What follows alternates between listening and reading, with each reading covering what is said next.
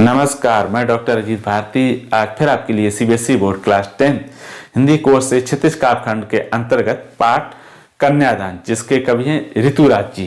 तो सन 2015 से 2020 तक इस पाठ से पूछे गए प्रश्नों को हम आज कवर करने वाले हैं।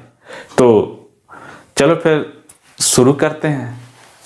नमस्कार, मैं डॉक्टर अजीत भारती आज फिर आपके लिए CBSE board class 10 Hindi course A Kshitij भाग 2 काव्यखंड के अंतर्गत पेपर 2015 से लेकर 2020 तक पार्ट 2 पाठ कन्यादान, जिसके कवि हैं ऋतुराज। सीबीएसई बोर्ड परीक्षा में 2015 से 2020 तक पाठ कन्यादान ऋतुराज से पूछे गए प्रश्न और उनके उत्तर। तो 2015 प्रश्न नंबर पहला, कन्यादान कविता में किसके दुख की बात की गई है और क्यों? उत्तर, कन्यादान कविता में माँ के दुख की बात की गई है। वह अपनी जिस बेटी को प्राणों से ज़्यादा संभाल कर रखती है, विवाह के कारण अब वह अपने पति के घर जा रही है। माँ अब अकेली रह जाएगी। वह उसके सुख दुख की शैली है। कविता में माँ की चिंता और उसकी सीख का चित्रण किया गया है। प्रश्न नंबर दूसरा, कन्यादान कविता में माँ ने बेटी को क्या क्या सीखें दी हैं? उत्तर, माँ ने बेटी को निम्न सीखें दी हैं। पहला, माँ कहती है कि ना तो शोषण करना और ना ही शोषण अपने ऊपर होने देना। दूसरा, जीवन में आने वाली समस्याओं का हिम्मत से सामना करना। तीसरा, सुंदरता पर अधिक ध्यान ना देना। चौथा, कपड़ों और आभूषणों के लोभ में ना आना। पांचवा, आग से खाना बनाना कभी हार मानकर आत्महत्या ना करना। छठवां, कभी परंपरागत लड़कियों की तरह कमज़ोर मत होना। नोट, कोई 3 बिंदु लिखना पर्याप्त है, यानी जो ये 6 बिंदु दिए इनमें से कोई 3 बिंदु, अगर 2 अंक के प्रश्न आते हैं तो आप लिख सकते हैं। प्रश्न नंबर तीसरा, कन्या के साथ दान के औचित्य पर अपने विचार लिखिए। कहने का अर्थ ये है कि जो कन्या दान होता है लड़की का, उसके साथ दान शब्द का प्रयोग करना क्या ठीक है? उत्तर, कन्या के लिए दान की बात करना ठीक नहीं है। दान वस्तुओं का किया जाता है। कन्या कोई वस्तु नहीं है और ना ही वह किसी की गुलाम है। वह भी इंसान है। उसकी भी अपनी पसंद और नापसंद होती है। वह भी खुलकर जीना चाहती है। अब वह स्वयं निर्णय लेने में सक्षम है। इसलिए कन्या के साथ दान करने की बात गलत है। प्रश्न नंबर 4, कन्यादान कविता में किसे दुख बाँचना नहीं आता था और क्यों? उत्तर, कन्यादान कविता में लड़की को दुख बाँचना नहीं आता था क्योंकि वह अभी सयानी नहीं थी, परंतु विवाह के योग्य होने के कारण विदा हो रही थी। वह अभी सामाजिक जिम्मेदारियों को नहीं समझती थी। वह अभी सुखी कल्पनाओं के बारे में ही जानती थी। उसे अभी दुख प्रकट करना नहीं आता था। प्रश्न नंबर 5, कन्यादान कविता की माँ परंपरागत माँ से कैसे भिन्न है? उत्तर, कन्यादान कविता की माँ परंपरागत माँ से भिन्न है। पहला, परंपरागत माँ अपनी बेटी को हर परिस्थिति में सहन करने की सीख देती है। वहीं कन्यादान की माँ हर परिस्थिति का सामना करने की सीख देती है। दूसरा, परंपरागत माँ लड़की को त्याग और शोषण का विरोध न करने की सलाह देती है। वहीं कन्यादान की माँ शोषण का विरोध करने की बात करती है। तीसरा, परंपरागत माँ बेटी के कपड़ों और आभूषणों की बात करती है। कन्यादान की माँ इन के लालच से दूर रहने को कहती है। नोट, 2 अंक के प्रश्न में कोई 2 बिंदु पर्याप्त हैं, अर्थात जो ये 3 बिंदु दिए इसमें से कोई भी आप 2 बिंदु लिख सकते हैं जब 2 अंक का प्रश्न रहेगा तब। प्रश्न 6, माँ की सीख में समाज की कौन सी कुरीतियों की ओर संकेत किया गया है? उत्तर, माँ की सीख में समाज की निम्न कुरीतियों की ओर संकेत किया गया है। पहला, लड़की का स्वभाव सरल और विनम्र होता है, इसलिए ससुराल वाले उसे कमज़ोर मानते हैं। दूसरा, माँ बेटी को आग के बारे में सीख देती है, जिससे ये पता चलता है कि हमारे समाज में लड़कियों को इतना परेशान किया जाता है कि वे जलकर आत्महत्या करने के लिए मजबूर हो जाती हैं। प्रश्न नंबर 7, लड़की होना पर लड़की जैसी दिखाई मत देना का क्या भाव है? उत्तर, कन्यादान कविता की माँ बेटी से कहती है कि लड़की होना पर लड़की जैसी दिखाई मत देना, अर्थात तुम अपने सरल और विनम्र स्वभाव को कभी मत छोड़ना, लेकिन अपना शोषण भी नहीं होने देना। समाज में लड़की को हमेशा से सजावट की वस्तु समझा जाता है। उसे आभूषण और कपड़ों का लालच दिया जाता है। उसके बदले उसे से घर के सभी काम करवाए जाते हैं। इसलिए माँ बेटी को इन लालचों से दूर रहने की सलाह देती है। प्रश्न नंबर 8, लड़की अभी सयानी नहीं थी, कवि ने इस संदर्भ में क्या क्या कहा है? उत्तर, लड़की अभी सयानी नहीं थी, कवि ने इस संदर्भ में कहा है कि माँ अपनी लड़की का कन्यादान कर रही है। वह लड़की शारीरिक रूप से तो विवाह के योग्य हो गई है, लेकिन अभी बहुत समझदार नहीं है। समाज के बारे में अभी उसे ठीक से जानकारी नहीं है। वह अभी सुखी जीवन की कल्पनाओं के बारे में ही जानती है। प्रश्न नंबर 9, कन्यादान कविता में माँ ने वस्त्र और आभूषणों को भ्रम और बंधन क्यों कहा? उत्तर, कन्यादान कविता की माँ बेटी से कहती है कि वस्त्र और आभूषण के लोभ में आने से तुम भ्रम के बंधन में बंध जाओगी। इसके बदले में तुम्हें घर की सारी जिम्मेदारियां सौंप दी जाएंगी। इस तरह तुम्हारा शोषण होगा। तुम इस बंधन से कभी मुक्त नहीं हो पाओगी। इसलिए माँ वस्त्र और आभूषण को भ्रम और बंधन कहती है।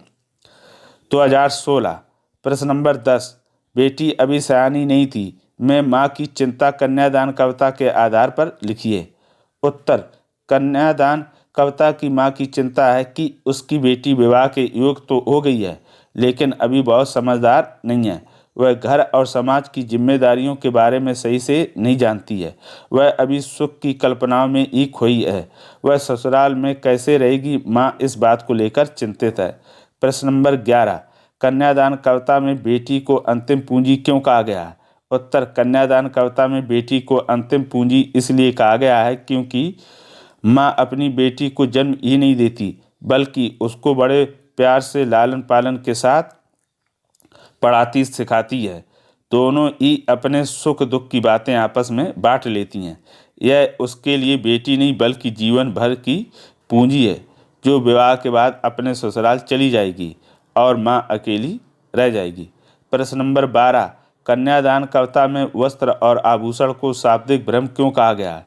उत्तर, कन्यादान कविता में वस्त्र और आभूषण को शाब्दिक भ्रम इसलिए कहा गया है क्योंकि इसका लालच देकर लड़कियों को भ्रमित किया जाता है कि उसे सभी बहुत प्रेम करते हैं। वह इसके लोभ में आकर घर की जिम्मेदारियों में बंध जाती है। उसके इसी भोलेपन के कारण उसका शोषण होता है। इसलिए माँ इसके लोभ से दूर रहने की सलाह देती है। प्रश्न नंबर 13, कन्यादान कविता में माँ ने बेटी को ऐसा क्यों कहा है कि लड़की होना पर लड़की जैसी दिखाई मत देना? उत्तर, लड़की होना पर लड़की जैसी दिखाई मत देना कन्यादान कविता की माँ ने ऐसा इसलिए कहा है क्योंकि लड़की स्वभाव से विनम्र और सरल होती है। इस कारण उसे कमज़ोर समझा जाता है। इसी कमजोरी के कारण उसका शोषण किया जाता है। तभी तो माँ उसे निडर और साहसी बनने की सीख देती है। प्रश्न नंबर 14, कन्यादान कविता में माँ ने बेटी को किस प्रकार सावधान किया? अपने शब्दों में लिखिए। उत्तर, कन्यादान कविता में माँ ने बेटी को सीख देकर निम्न प्रकार से सावधान किया है। पहला, कोई भी तुम्हारी सुंदरता की कितनी भी तारीफ करे, उस पर अधिक ध्यान नहीं देना। दूसरा, कभी भी आभूषण और कपड़ों के लालच में न आना, इसके लोभ में आने से तुम बंध जाओगी। तीसरा, कोई भी काम हमेशा सोच समझ कर ही करना, ना तो किसी पर अन्याय करना और ना ही अपने ऊपर अन्याय होने देना। प्रश्न नंबर 15, उसे सुख का आभास तो होता था लेकिन दुख वाचना नहीं आता था। कन्यादान कविता के आधार पर भावार्थ स्पष्ट कीजिए। उत्तर, उसे सुख का आभास तो होता था लेकिन दुख वाचना नहीं आता था। इसका भावार्थ है कि बेटी सुख के बारे में जानती है लेकिन दुखों के संबंध में उसे कोई अनुभव नहीं है। अर्थात वह विवाह के सुखमय जीवन की कल्पना करती है परंतु ससुराल की जिम्मेदारियों से वह अनजान है। 2017, प्रश्न नंबर 16, कन्यादान कविता में व्यक्त किन्हीं दो सामाजिक कुरीतियों का उल्लेख कीजिए। उत्तर, कन्यादान कविता की कोई दो कुरीतियाँ इस प्रकार हैं। पहला, लड़की को दहेज के लिए इतना परेशान करना कि वह जल कर मरने को मजबूर हो जाए, जबकि इसके लिए कठोर कानून बना है। दूसरा, लड़कियों को सजावट की वस्तु समझना। तीसरा, सयानी होने पर लड़कियों का विवाह करना, भले वे समझदार ना हो पाएं। प्रश्न नंबर 17, कविता में माँ ने बेटी को अपने चेहरे पर ना रीझने की सलाह क्यों दी है? उत्तर, कन्यादान कविता की माँ बेटी को अपने चेहरे पर ना रीझने की सलाह देती हुई कहती है कि जब कोई तुम्हारी सुंदरता की प्रशंसा करेगा तो उसके पीछे कोई ना कोई कारण अवश्य छिपा रहेगा, जिसके बारे में तुमको पता नहीं होगा। लोग तुम्हारी सुंदरता को कमजोरी समझकर उसका गलत लाभ लेंगे। प्रश्न नंबर 18, माँ का कौन सा दुख प्रामाणिक था, कैसे? उत्तर, कन्यादान कविता की माँ जब अपनी बेटी का विवाह करते समय कन्यादान करती है तब उसका जो दुख दिखाई देता है वह प्रामाणिक होता है। इस दुख में किसी भी प्रकार का कोई दिखावा नहीं होता है और ना ही स्वार्थ होता है, यह वास्तविक होता है। प्रश्न नंबर 19, लड़की जैसी दिखाई मत देना, यह आचरण अब बदलने लगा है, इस पर अपने विचार लिखिए। उत्तर, पहले लड़कियां कमज़ोर समझी जाती थीं और उनका शोषण होता था, लेकिन अब वे पढ़ लिख कर अपने अधिकार को जानने लगी हैं। अब लड़कियां लड़कों से पीछे नहीं हैं। इस युग में वे पुरुषों के साथ कंधा मिलाकर चल रही हैं। आज वे सभी क्षेत्रों में आगे हैं। आज लड़कियां निडर होकर हर चुनौती का सामना कर रही हैं। प्रश्न नंबर 20, बेटी को अंतिम पूंजी क्यों कहा गया है? उत्तर, माँ अपनी बेटी को पाल पोस कर पूंजी की तरह संभाल कर रखती है। बेटी माँ के बिना और माँ बेटी के बगैर नहीं रह सकती है। दोनों में बहुत ही लगाव होता है। जब वह विवाह के बाद बेटी अपने ससुराल चली जाएगी तब माँ अकेली रह जाएगी, इसलिए बेटी को माँ के लिए अंतिम पूंजी कहा गया है। 2018, प्रश्न नंबर 21, आपकी दृष्टि में कन्या के साथ दान की बात करना कहाँ तक उचित है, तर्क दीजिए। तर्क का अर्थ है कारण सहित उत्तर लिखिए। उत्तर, दान वस्तुओं का किया जाता है और कन्या कोई वस्तु नहीं है। जब कन्या का विवाह हो जाता है तब वह अपने जीवन साथी के साथ अपना घर बसाती है और उसे संवारती भी है। उसका भी मन है, उसकी अपनी इच्छाएं हैं, वह अपने जीवन के निर्णय लेने के लिए स्वतंत्र है, वह किसी की गुलाम नहीं है। इस दृष्टि से कन्या के साथ दान की बात करना ठीक नहीं है। प्रश्न नंबर 22, कन्यादान कविता में व्यक्त किन्हीं दो सामाजिक कुरीतियों का उल्लेख कीजिए। उत्तर, समाज की दो कुरीतियां इस प्रकार हैं कविता के आधार पर। पहला, लड़कियों को आज भी दहेज के लिए मजबूर किया जाता है, वे मजबूर होकर आग लगाकर आत्महत्या कर लेती हैं। दूसरा, आज भी पिछड़े क्षेत्रों में लड़कियों का विवाह कम उम्र में कर दिया जाता है। 2019, प्रश्न नंबर 23, इस वर्ष कन्यादान कविता से कोई भी प्रश्न नहीं आया था। 2020, प्रश्न नंबर 24, कन्यादान कविता में माँ की सोच परंपरागत माँ से कैसे भिन्न है? उत्तर, कन्यादान कविता में माँ की सोच परंपरागत माँ से इस प्रकार से भिन्न है। पहले, कविता की माँ अपनी बेटी को अन्याय ना सहने के लिए कहती है, जबकि परंपरागत माँ हमेशा सहन करने पर जोर देती है।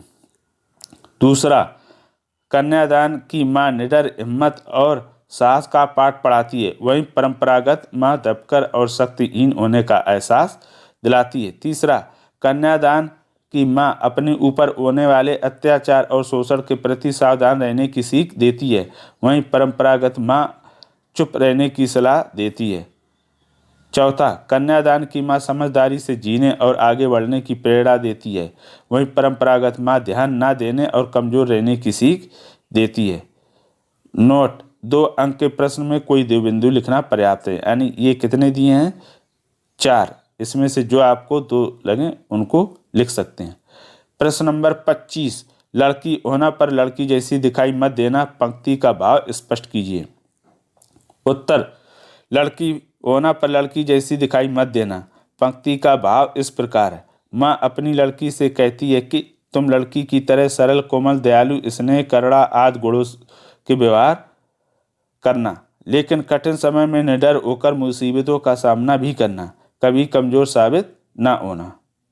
प्रश्न नंबर 26, माँ ने लड़की को कौन कौन सी सीख दी, उनके पीछे क्या कारण था? उत्तर, माँ ने लड़की को निम्न सीख दी।